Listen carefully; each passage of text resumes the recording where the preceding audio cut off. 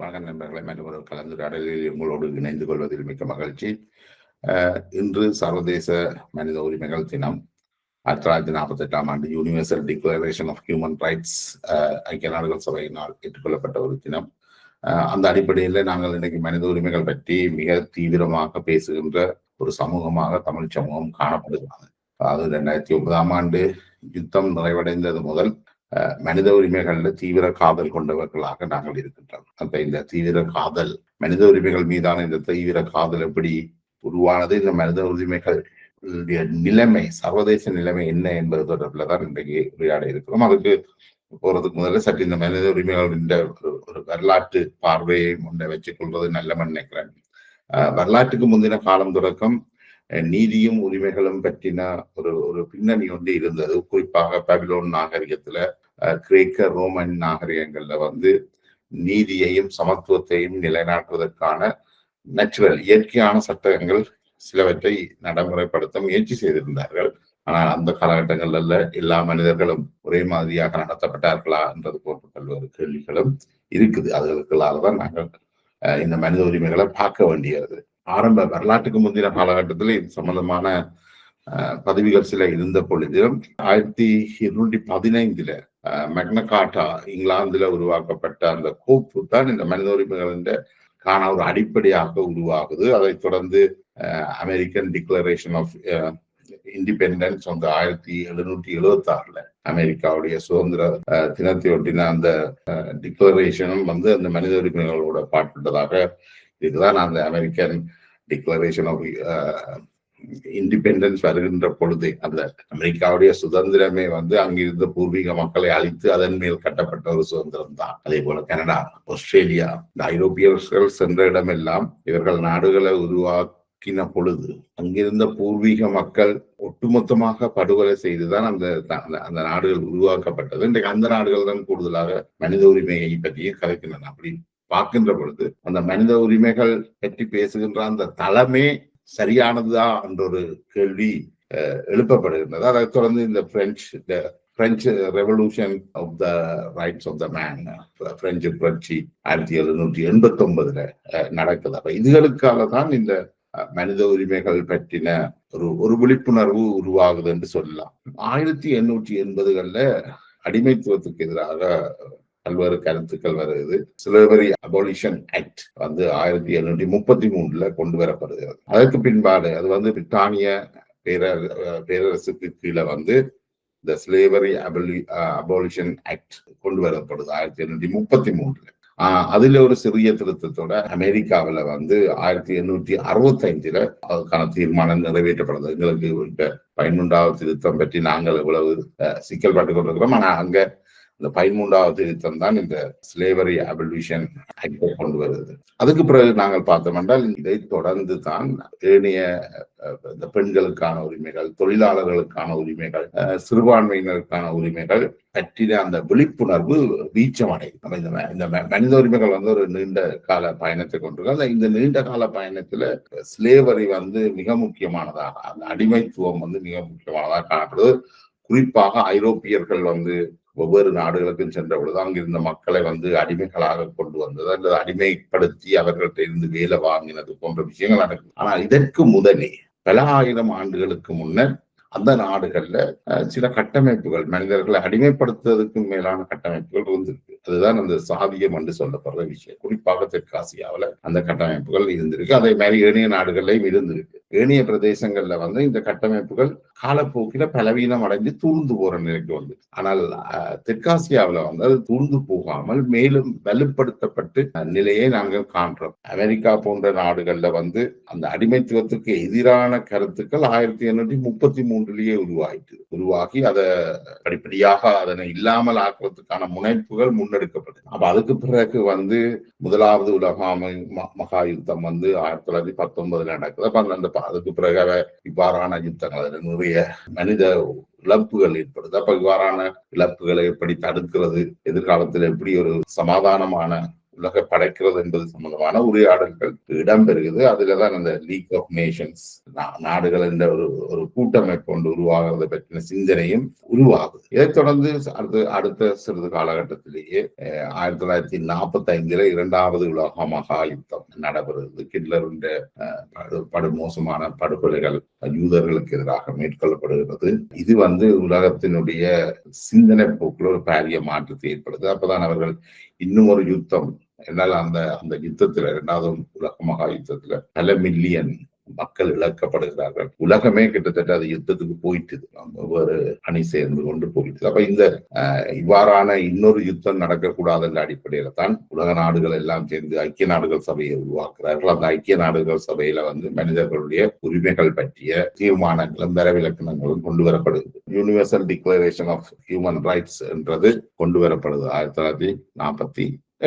அந்த ஐக்கிய நாடுகள் சபையினுடைய உருவாக்கம் இன்னைக்கு 80 ஆண்டுகளை தாண்டிடுது. ஆனால் இன்றைக்கு இந்த ஐக்கிய நாடுகள் சபையும் இந்த மனித உரிமைகள் பிரகடனமும் காலாவதியான அமைப்பாகிவிட்டது. மனித உரிமைகள் கிட்டத்தட்ட ஒரு அரசியல் ஆயுதமாக மாறிட்டு. நாங்கள் காசாவில பாலஸ்தீனத்தில நடந்த கொடுமைகளை பார்த்திருக்கிறோம். பகத்தொகை இல்லாமல் மக்கள் அழிக்கப்பட்டிருக்கிறார்களுக்கு எவ்விதமான கருணை காருண்யம் எதுவும் இல்லாமல் இளம் பெண்கள் அவர்கள் பிள்ளைகளை பெற்றிடக்கூடாது என்றதுக்காகவே எல்லாம் அழிக்கப்படுற ஒரு மிக மோசமான நிலையை நாங்கள் காசாவில் பார்த்துக்கிறோம். இதை இந்த மேற்குலக நாடுகள், மனித உரிமைகளின் காவலர்கள் என்று தங்களை சொல்லக்கூடிய நாடுகள் அதனை ஏற்றுக்கொண்டு இஸ்ரேலுக்கு ஆதரவாகவும் செயல்பட்டிருந்தன. அது அவர்களுடைய அந்த மனித உரிமை முகத்திரை கிழிக்கப்பட்டு அவர்கள் அம்பலப்படுத்தப்பட்ட பின் ஒரு சமாதான சூழலை உருவாக்கணும் என்ற அடிப்படையில் சில நகர்வுகள் மேற்கொள்ளப்பட்டு இருக்கின்றது. இதுல சவுத் ஆப்பிரிக்கா, தென்னாப்பிரிக்கா மிக முக்கியமான ஒரு நாடு. இந்த பெரிய செல்வமும் இல்லை, உலக அரசியல் ஒரு முக்கியமான பங்கையும் அது ஏற்றிருக்கல. இருந்தாலும் தன்னால் இயன்றவான வரை இந்த மனித உரிமைகளுக்காக குரல் கொடுத்து போராடி பலஸ்தீனியர்களுக்கு சிறு ஆறுதலை பெற்றுக் கொடுத்திருக்கின்றது. இஸ்ரேலுக்கு எதிராக மனித உரிமை பிரகடனங்களுக்கு சர்வதேச குற்றவியல் நீதிமன்றத்தில் இஸ்ரேலை நிறுத்தி ஒரு சிறிய வெற்றியை தென்னாப்பிரிக்கா கண்டிருக்கின்றது. அந்த அடிப்படையில தான் நாங்கள் இந்த மனித உரிமைகளுடைய இன்றைய நிலையை நாங்கள் பார்க்கணும். மற்றது இந்த மனித உரிமைகள் உருவாக்கத்தின் அடிப்படையில் ஆரம்பத்துல நாங்கள் முதலே பார்த்த மாதிரி அடிமைத்துவம் மிக முக்கியமானதாக இருந்தது. ஸ்லேவரி, இந்த காலனி ஆதிக்கவாதிகள், ஐரோப்பிய காலனி ஆதிக்கவாதிகள் மனிதர்களை அடிமைகளாக்கி வியாபாரம் செய்த அந்த காலகட்டம் இருந்தது. அதுல இருந்துதான் இந்த மனித உரிமைகளுக்கான விழிப்புணர்வு இடம்பெற்றது, அதை நிறுத்தணும் என்று. ஆனால் இதற்கு முதல் இருந்தே ஆசிய நாடுகளான இலங்கை, இந்தியா போன்ற நாடுகள்ல இந்த சாதிய வன்கொடுமை மிக மோசமாக நிகழ்ந்து கொண்டிருந்தது. இது பற்றி பெரிதாக இந்த நாடுகள் அலட்டி கொண்டதாகவும் தெரியவில்லை. இங்கே மற்ற நாடுகள்ல இந்த அடிமைத்துவத்துக்கு எதிரான விழிப்புணர்வு ஏற்படுகின்ற பொழுதும் இலங்கை, இந்தியா போன்ற தென்னாசிய நாடுகள்ல இந்த சாதியத்துக்கு எதிரான அவ்வளவு எழுச்சி எதுவுமே ஏற்பட்டதாக தெரியவில்லை. அங்கொன்றும் இங்கொன்றுமாக சில குரல்கள் ஒழித்திருக்கலாம். ஆனால் பெரும்பான்மையாக அது அந்த சாதிய முறைமையை ஏற்றுக்கொள்ற ஒரு சமூகம் தான் அங்க இருந்திருக்கு. இதுக்கு ஒரு முக்கியமான காரணமாக சொல்லப்படுவது என்னென்றால், இந்த ஐரோப்பிய காலனித்துவவாதிகள் இந்த தெற்கு ஆசியாவுக்கு வந்திருந்த பொழுது அவர்கள் அங்கிருந்த சாதிய ஒடுக்குமுறைகளை, சாதிய முறைமைகளை அப்படியே பேணி பாதுகாக்க முற்பட்டிருக்கின்றனர். அல்லது அதனை ஒரு நடைமுறையாக தங்களோட நிர்வாகத்தோடு இணைத்திருக்கின்றார்கள். யார் என்ன சாதியை சேர்ந்தவர் என்றது பிறப்பின் போதே பதியப்பட வேண்டும்.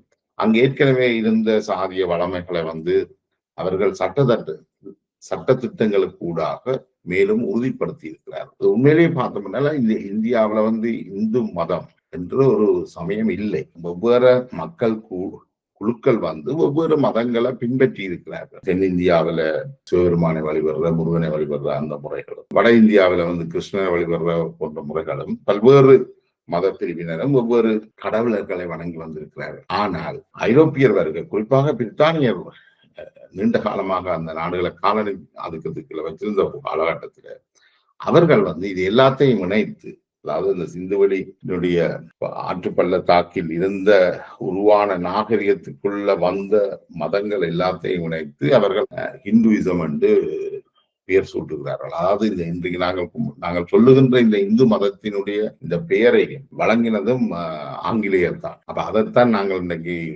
பின்பற்றுகிறவர்களாக இருக்கின்றோம். அப்ப அவர்கள் என்ன செய்திருக்கிறார்கள், அங்கிருந்த சாதிய முறையை கூட அவர்கள் இந்து மதத்தினுடைய ஒரு முறைக்குள்ள கொண்டு வந்து ரெண்டையும் ஒன்றாக பின்னி பிணைத்து அதனை சட்ட ரீதியாக நிர்வாக அலுவலர்களுக்குள் செலுத்தி இந்த சாதிய கட்டமைப்புகள் தூர்ந்து போகாமல், காலப்போக்கில் அது தூந்து போகாமல் அப்படியே இன்றைக்கும் காப்பாற்றப்படுற ஒரு நிலையை உருவாக்கி இருக்கிறார். ஐரோப்பிய ஆங்கிலேயருடைய ஆதிக்கம் இல்லாமல் இருந்திருந்தால் சில சமயங்கள்ல இந்த சாதிய முறைக்கும் இந்த இந்து சமயத்துக்குமான அந்த தொடர்பு உதிர்ந்து போறதுக்கான வாய்ப்புகள் தான் கூட இருந்தது. ஆனால் மாறாக இவர்கள் அதை சட்டத்திட்டங்களுக்கு ஊடாக உறுதிப்படுத்தினதால இன்றைக்கும் இந்து மதமும் சாதியமும் இந்தியா இலங்கை அந்த நிர்வாக கட்டமைப்பும் ஒன்றோடு ஒன்று இணைந்து மிக உறுதியாக அண்மைய எதிர்காலத்தில் அழிக்கப்பட முடியாத அளவுக்கு இறுக்கமாக அடைந்திருப்பதை நாங்கள் பார்க்கிறோம். இந்த பின்னணியில தான் நாங்கள் இந்த சாதிய கட்டமைப்புகளையும் அதன் உருவாக்கத்தையும் பார்க்கிறோம். இதுல ஒரு தொடர்பும் இருக்குது என்னென்றால் சயின்டிபிக் மேனேஜ்மெண்ட் இருந்தார். அவர் சொல்றாரு என்றால் இந்த ஒரே தொழிலை மீள செய்கின்ற பொழுது அதில் ஒரு சிறப்பு தேர்ச்சி வரும், அதுல ஒரு எக்கனாமிக் ஸ்கேல் இருக்கும். அதனை செய்வதன் மூலம் அது ஒரு நன்மைகள் பல இருக்குது என்று சொல்லி சயின்டிபிக் மேனேஜ்மெண்ட்ல டெய்லர் சொல்றார். அப்ப அந்த வேலை பிரிவினைக்கும் இங்க இருந்த சாதிய முறைக்கும் நெருக்கமாக தொடர்பு இருக்கு.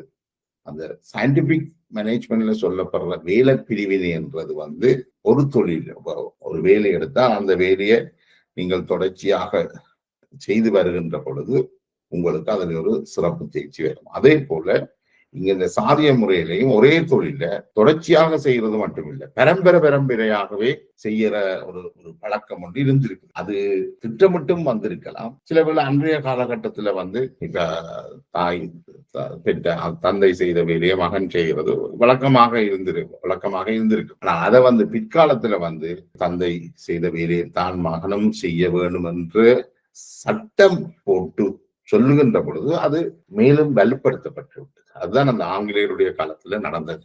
அதாவது பிறப்பின் போது சாதிய அடையாளத்தை பதிகின்ற இது போன்ற சிக்கல்கள் இதுலதான் அதை கொண்டு விட்டு இருக்குது. இருந்தாலும் தென்னிந்தியாவில் இந்த சாதியத்துக்கு எதிரான குரல்கள்ல திராவிட கழகங்கள் மிக முக்கியமான பணியாற்றி இருக்குது. குறிப்பாக பெரியாருடைய சாதியத்துக்கு எதிரான போராட்டங்கள் மிக குறிப்பிடத்தக்கவை. கிட்டத்தட்ட அங்கே ஒரு சமத்துவத்தை உருவாக்கணும் என்ற சிந்தனையை கொண்டு வந்ததுல திராவிட இயக்கங்களும் பெரியாருடைய பங்களிப்பையும் தவிர்த்து கொண்டு நாங்கள் இதுல பார்க்க முடியாது.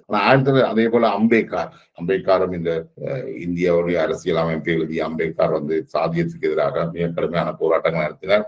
ஒரு இந்து சமயத்தை சேர்ந்த அவர் பிற்காலத்துல பௌத்தத்தை, இந்த மத சாதியத்தை பின்பற்றுகின்ற சாதியத்தை தன்னுள் வைத்திருக்கின்ற இந்து மதத்தை நிராகரித்து பௌத்தத்தை தழுவுகிறார். அப்படி பல ஆயிரக்கணக்கானவர்கள் பௌத்தத்துக்கு மாறுகிறார்கள். இதை நாங்கள் இந்தியாவில பார்த்திருக்கிறோம்.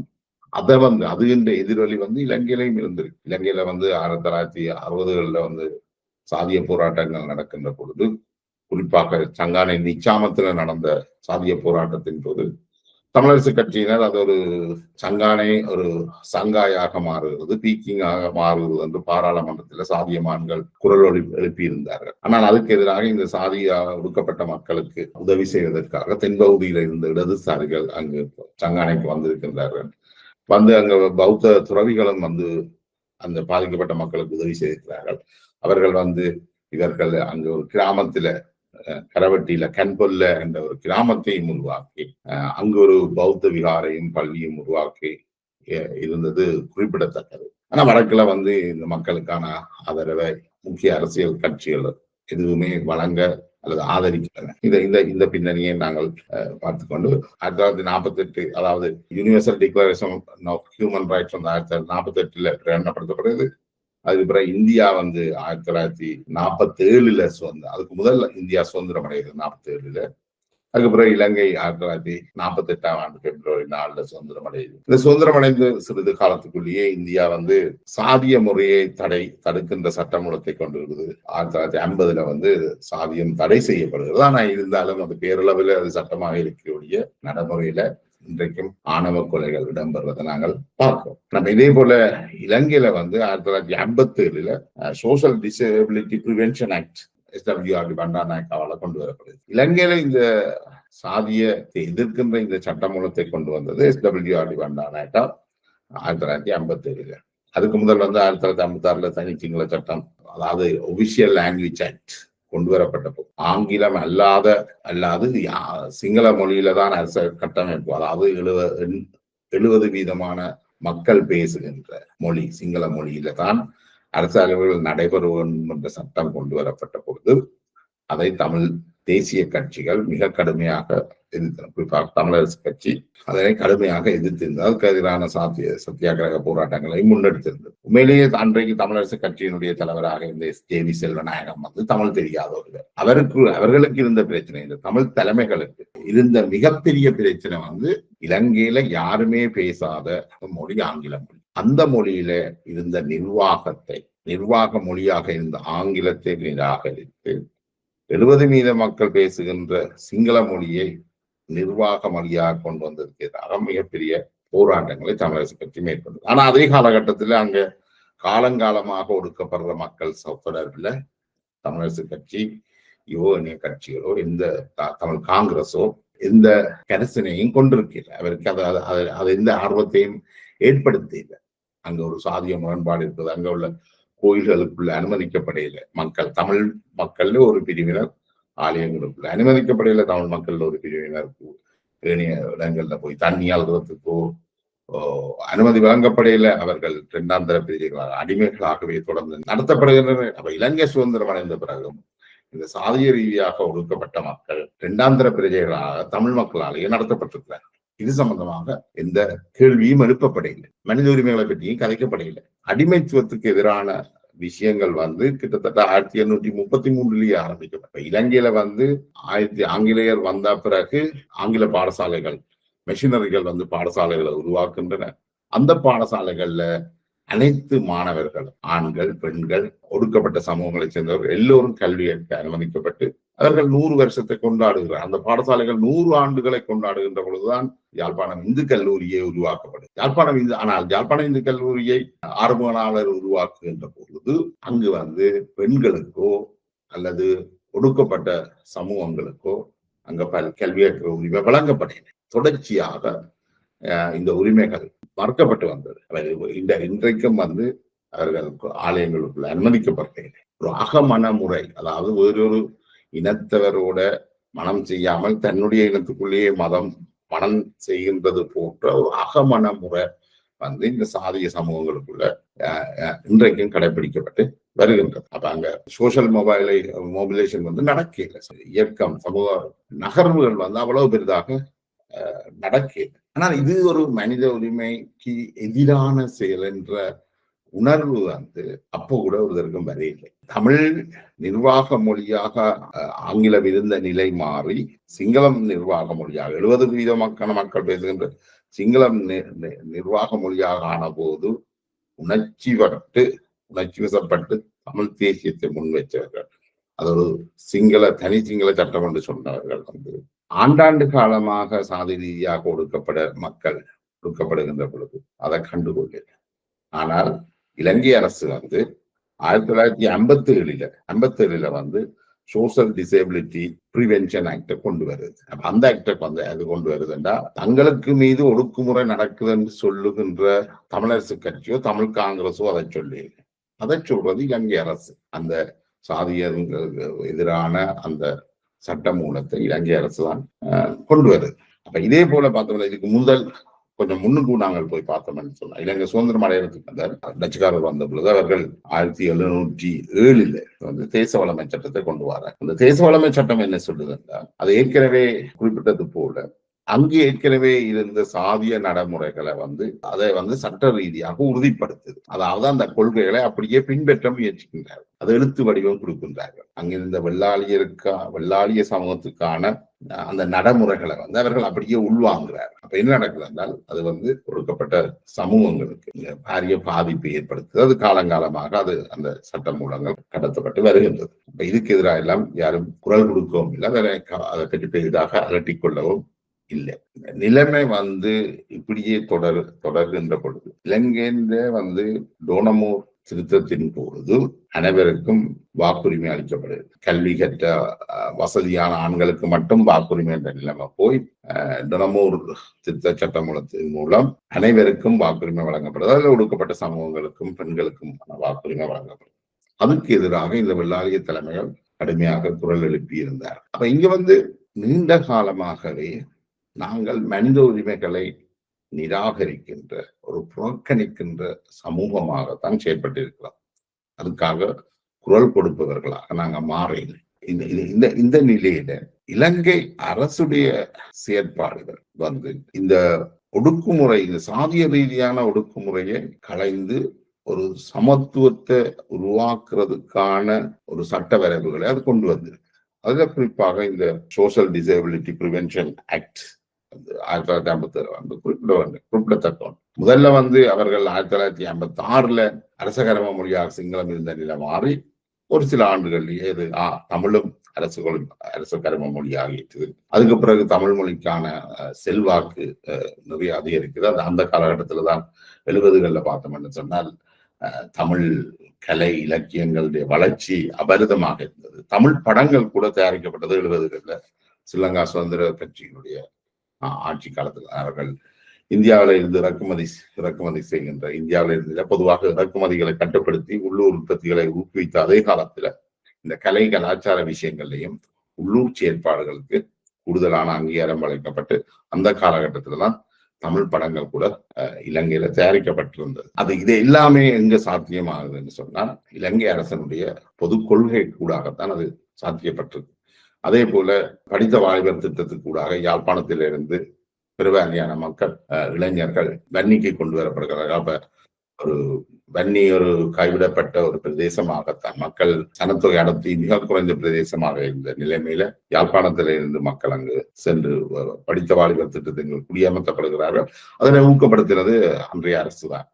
அதே போல மலையகத்திலிருந்து வந்தவர்களும் அங்கு குடியிருத்தப்பட்டார்கள். அப்ப அங்க இதையெல்லாம் முதல்ல செய்து காட்டினது இலங்கை அரசு தான். அதை மேற்கொண்டு அந்த மக்களை பிரதேசங்கள்ல சனத்தொகை அதிகரிப்பு ஏற்படுத்தி இருந்தது. அதுக்கு பிறகு பார்த்தோம்னா இந்த தரப்படுத்தல் விஷயம்.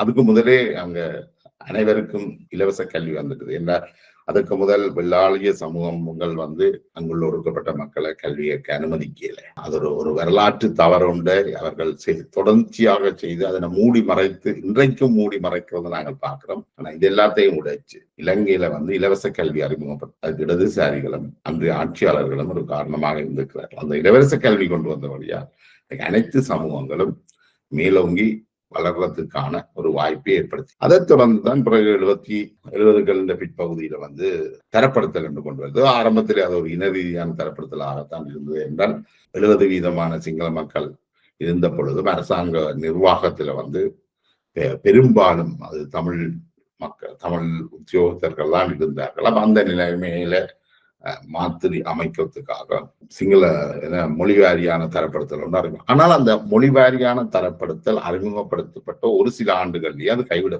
கைவிடப்பட்டு பிரதேச ரீதியான தரப்படுத்தலாக மாறும்.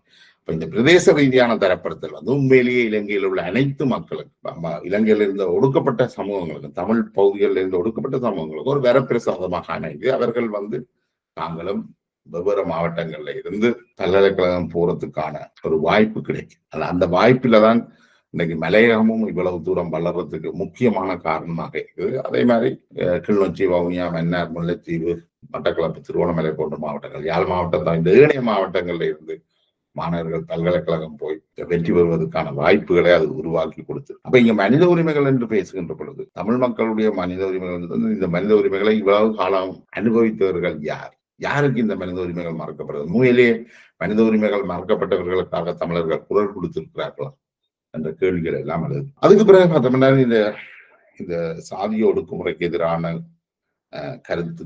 கருத்தாக்கங்கள் எல்லாம் வீரியம் பெற்று வருகின்ற பொழுது இந்த தமிழ் தேசியம் எப்பவுமே சாதியத்தை அமர்த்தி வைக்கிறதுலதான் மிக குறியாக இருக்கு. எப்பவுமே ஒரு அதிகார வர்க்கத்தோடு தான் தமிழர்கள் நின்றிருக்கிறார்கள். காலனித்துவ காலகட்டத்திலையும் பார்த்தோம்னா பிரித்தானியர்களோடு இணைந்து அவர்களுடைய நிர்வாகிகளாகத்தான் இவர்கள் தேயிலை தோட்டங்கள்ல கண்காணிகளாகவும் அரசாங்க உத்தியோகங்கள்லையும் பணியாற்றி இருக்கிறார். அப்ப இவர்கள் எப்பவுமே இப்ப மலேசியாவில பார்த்தோம்னால் மலேசியாவுக்கு கொண்டு செல்லப்பட்ட இலங்கை தமிழர்களை வந்து அங்குள்ள மலேசியாவில் வாழக்கூடிய இந்திய தமிழர்கள் அவ்வளவு தூரம் மதிக்கிறீர்கள், ஏற்றுக்கொள்றீங்க என்றால் அவர்கள் எப்பவுமே வந்து அதிகாரத்தில் இருந்து தங்களை ஒடுக்கியவர்களாகத்தான் இருந்திருக்கிறார்கள். மலேசியாவில இருக்கின்ற யாழ்ப்பாணத்தவர்களை, அதாவது மலேசியாவில் இல்ல தமிழர்கள் மலையத்தை பின்புலமாக கொண்டவர், அவர்கள் நல்ல உறவுல இல்லை. இவர்கள் இன்றைக்கும் அவர்களை ஒரு தொழில் ரீதியாக இவர்கள் தங்களுக்கு அடிமையாக இருந்தவர்கள் என்ற மனப்பான்மை, இந்த சிந்தனையில தான் அவர்கள் இன்றைக்கும் வாழுகிறார்கள். இந்த பிரிவினையை நாங்கள் மலேசியாவில் பார்க்கிறோம். இதே நிலைமை தான் இங்கே இலங்கையிலையும் நாங்கள் எதிரொலிக்கிறத பார்க்கலாம்.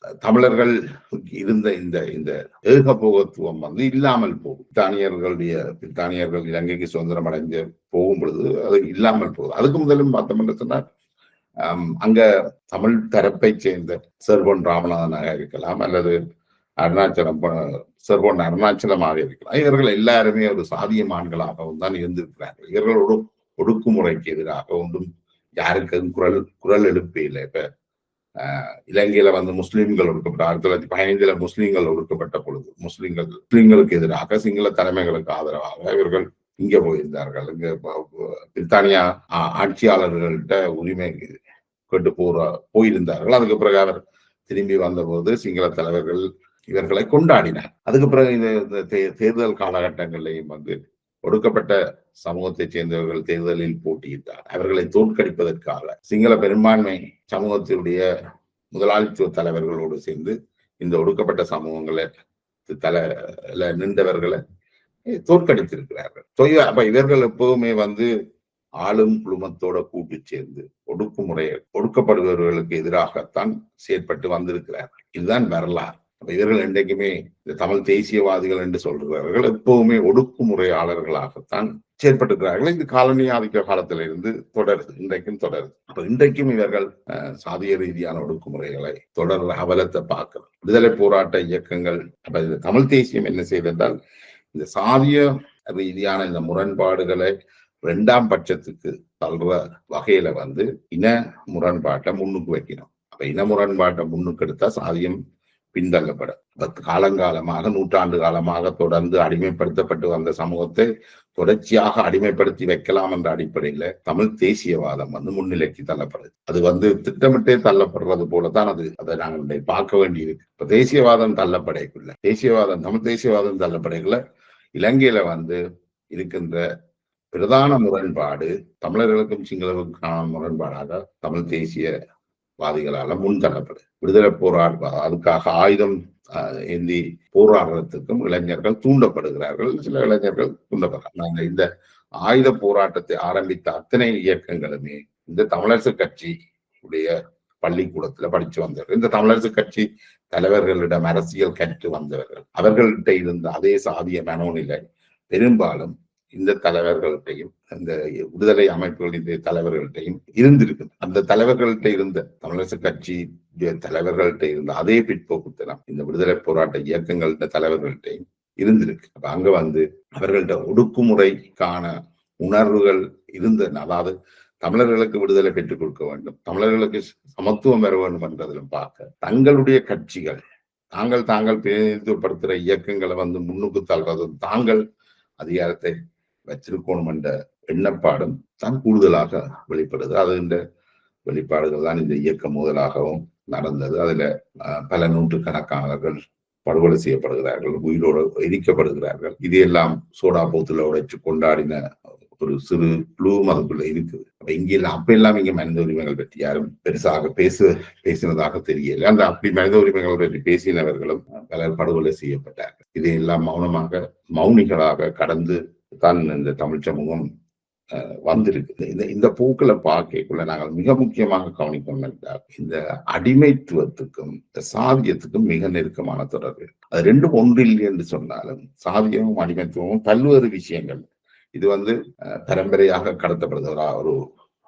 ஒரு அடிமைக்கு பிறக்கின்ற குழந்தை அந்த எஜமானனுக்கு அடிமையாகத்தான் மாறும். அதே மாதிரி சாதியத்துக்குள்ள ஒரு குறிப்பிட்ட சமூகத்துக்குள்ள பிறக்கின்ற பிள்ளையும் அதே சாதியை சேர்ந்தவர்களாக அந்த குடிமைகளுக்காக வேலை செய்தவர்களாகத்தான் மாறுகிறார். ஸோ இதை அந்த பரம்பரைத்துவம் வேலையில வந்து உள்ள கட்டுப்பாடு. ஆதிக்க சமூகங்கள் வந்து இந்த தொழில் ரீதியாகவும் இவர்களை கட்டுப்படுத்தி வைக்கிறார். அல்லது அவைக்குள்ள வந்து இந்த சமூக நகர்வு இல்லை. அதாவது அவர்கள் போகின்ற அமெரிக்காவில, தென்னாப்பிரிக்காவில எல்லாம் வெள்ளையர்கள் போற பஸ்ல கருப்பர்கள் ஏற முடியாது. அதே போல இலங்கை போன்ற நாடுகளில் ஆதிக்க சாதிகள் செல்கின்ற பாதையால அல்லது அவர்களுக்கு கிட்ட ஒடுக்கப்படுற சமூகங்களை சேர்ந்தவர்கள் போகிறார். கிணத்துல தண்ணி இல்லாது. இது இவ்வாறான ஒரு பிரிவினை உண்டு, சமூக பிரிவினை உண்டு இப்பவும் அங்க இருக்குது. அது அடிமைத்துவத்துக்கும் இருக்கு, சாதிக்கும் இருக்கு. அதே போல நீதி முறையும் இல்லை. நீதிகள் வந்து அங்க இருக்கிற ஏற்கனவே இருக்கின்ற சட்டம், நீதித்துறை வந்து இந்த பிரிவினையை, இந்த சாதியை, இந்த அடிமைத்துவத்தை உறுதிப்படுத்துறதாகத்தான் இருக்குது. அதை நியாயப்படுத்துறதாகத்தான் இருக்கு. அதுக்கு எதிரானதாக அது இருக்கல. அல்லது இவர்கள் பொருளாதார ரீதியாகவும் சுரண்டப்படுறவர்களாக இருந்திருக்கிறார்கள். அப்ப அந்த அடிமைத்துவத்துக்கும் சாதியத்துக்கும் பெரிய வித்தியாசம் இல்லை. அடிமைத்துவம் பல்வேறு நாடுகள்லையும் அதுகளுக்கு எதிரான செயற்பாடுகள் எல்லாம் வந்து அது ஓரளவுக்கு இல்லாம பண்ணப்பட்டாலும் இலங்கையில, இந்தியாவில இந்த அடிமைத்துவம் இன்றைக்கும் வேகமாக நடைமுறைப்படுத்தப்பட்டதுதான் இருக்கு. இதை எதிர்க்கிறதுக்கு இதுக்காக மனித உரிமைவாதிகள் குரல் கொடுக்கவில்லை. ஆனால் இந்த யுத்தம் 2009 முடிவுக்கு வரைக்கும் இந்த யுத்தத்துக்கு முதல் வந்து பல்வேறு இந்த யுத்தத்தை ஆதரிக்கின்ற அல்லது இந்த யுத்தத்தை போற்றுகின்ற பல்வேறு விஷயங்களும் இலங்கையிலையும் சரி, ஐரோப்பாவிலையும் சரி நடந்திருக்குது. நாங்கள் இதெல்லாம் சண்டைக்கு தயார் என்றால் அந்த காலகட்டத்துல ரணில் விக்ரமசிங்க யுத்தத்துக்கு வர மாட்டார், மஹிந்த ராஜபக்ஷ தான் யுத்தத்துக்கு கண்டுபிடிப்பார் என்று அவரை வெல்ல வைக்கணும் என்று ஜனாதிபதி ஆக்கப்பட்டார். தமிழ் தரப்பால ஆக்கப்பட்டுதான் அவர் ஜனாதிபதியா வந்து யுத்தம் வருது. அந்த யுத்தத்தை வந்து எல்லாரும் போட்டி புகழ்ந்து கொண்டுதான் இருந்தாங்க. எல்லாம் அந்த யுத்தத்துல தாங்கள் வெல்லுவோம் என்ற முட்டாள்தனமான நம்பிக்கை கொண்டு இருந்தது. அந்த நேரம் அங்க மனித உரிமைகள் பற்றி யாரும் கதைக்கல.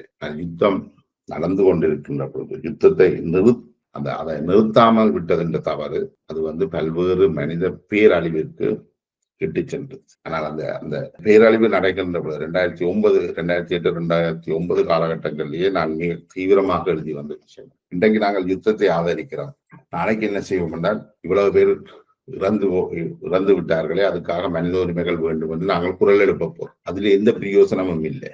முதல்ல மனிதர்கள் உயிர் இழப்பதை, அவர்கள் கொல்லப்படுவதை நிறுத்தவன். அவர்கள் கொல்லப்பட்ட பிறகு கொல்லப்பட்டவர்களுக்காக மனித உரிமைகள் பற்றி பேசுவதோ அல்லது அந்த மனித உரிமைகள் பற்றி புலாங்கிப்பதற்கோ எந்த அர்த்தமும் இல்லை. இப்ப கொல்லப்படுறதை நிறுத்துறதுதான் மிக முக்கியமா. ஆனா அந்த கொல்லப்படுறதை நிறுத்துறதுக்கு தமிழ் சமூகம் என்ன செய்தால் பாரிய அளவுல என்ன செய்தார்கள் என்று எனக்கு தெரியல.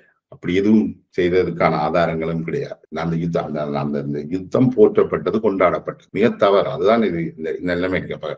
அன்றைய காலகட்டத்தில் என்னென்றால் கொசோவோவில் வந்து மக்கள் கொல்லப்பட்ட போது ஐரோப்பிய, அமெரிக்க, நேட்டோ படைகள் அங்கு நுழைந்தது போல வன்னிலையும் வந்து மக்கள் கூடுதலாக கொல்லப்பட்டால் சர்வதேசம் தலையிடும், சர்வதேச இராணுவம் வரும் என்ற ஒரு முட்டாள்தனமான கதைகள் அங்க கட்டப்பட்டிருந்தது. அதனை இங்க புலம்பெயர்ந்த தேசங்கள்ல இருந்தவர்களும் கட்டி இருந்தார். அப்ப அங்க மக்கள் கொல்லப்படுறத இங்க இருந்து கொண்டாடுற ஒரு முட்டாள்தனமான அரசியல் ஒன்று இங்க இருந்தது. என்றால் அங்க நூற்றுக்கணக்கில், ஆயிரக்கணக்கில் கொல்லப்பட்டால் நேட்டோ படைகள் அங்க போக மாட்டேன். இதுதான் அந்த மனித உரிமைகளா என்ற ஒரு கேள்வி இருக்குது. அதுகின்ற விளைவுகளை நாங்கள் பார்க்கிறோம். அப்ப 2009க்கு பிறகு நாங்கள் மனித உரிமைகள் பற்றி மிக கடுமையாக உரையாடி வருகின்றோம். ஆனா எங்களுக்கும் அந்த மனித உரிமைகளுக்கும் எவ்வித சம்பந்தமும் இருப்பதாக தெரியல. இன்றைக்கு ஜெனீவாவில போய், வேறு நாடுகள்ல போய் மனித உரிமைகளுக்காக கோஷம் போடுற பலருக்கு மனித உரிமைகள் அடிப்படை புரியுதான்றதும் ஒரு பெரிய கேள்வி. ஏனென்றால் அவர்கள் வந்து ஏற்கனவே இலங்கையில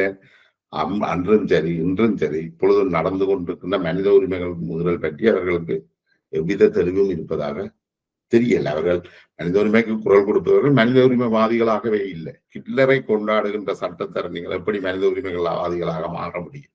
செம்மணி படுகொலை விவகாரத்தை மனித உரிமைக்கு கொண்டு போய் வாதாடக்கூடிய சட்டத்தரணி வந்து ஹிட்லரை போட்டுவதாக இருக்கிறார். இங்குள்ள ஒடுக்குமுறைகளுக்கு எதிராக இவர்கள் எந்த குரலும் கொடுப்பவர்களாக இல்லை. இவர்களுடைய இந்த மனித உரிமைகள் கோஷங்கள் என்றது மிக போலியானதாக இருக்குது. அதனாலதான் இந்த மனித உரிமை கோஷங்கள் சர்வதேசத்தின் மத்தியிலே மறுபடியில் என்ன சர்வதேசமும் மனித உரிமை என்ற அடிப்படையில பார்க்கல. அதை ஒரு அரசியல் வியாபாரமாக, அரசியல் ராஜதந்திரமாக, ஒரு ஆயுதமாகத்தான் பயன்படுத்துகிறார்கள். அதை வச்சுக்கொண்டு தமிழ் சமூகம் தான் ஒரு அரசியல் உரிமைகளை வென்றெடுக்கலாம் என்ற ஒரு முட்டாள்தனமான அரசியல் நகர்வுகளை இப்பவும் செய்து கொண்டிருக்குது. அப்ப இதுல இருந்து வரையணும். நாங்கள் இன்றைக்கும் பார்த்தோம்னா இந்த சாதியத்தை கொண்டாடக்கூடிய ஆறுமோனாவதற்கு சிலை வைக்கிறதும் ஆறுமோனாவதை பற்றி படிக்கிறதுலையும் தான் குறியாக இருக்கின்றவங்களுக்கு அது இன்னும் அதுகளுக்கு எதிரான குரல்கள் ஒன்றும் இங்க பெருசா எழும்பவும் இல்லை. இன முரண்பாடுகளுக்காக குரல் கொடுப்பவர்கள் இன ஒடுக்குமுறை இலங்கையில ஒரு இன ஒடுக்குமுறை இருக்கு. அதுல இந்த மாற்று கருத்தும் இல்லை. இலங்கையில பேரினவாத சக்திகள் தமிழர்களுக்கு எதிரான ஒடுக்குமுறையை மேற்கொள்கிறார்கள்.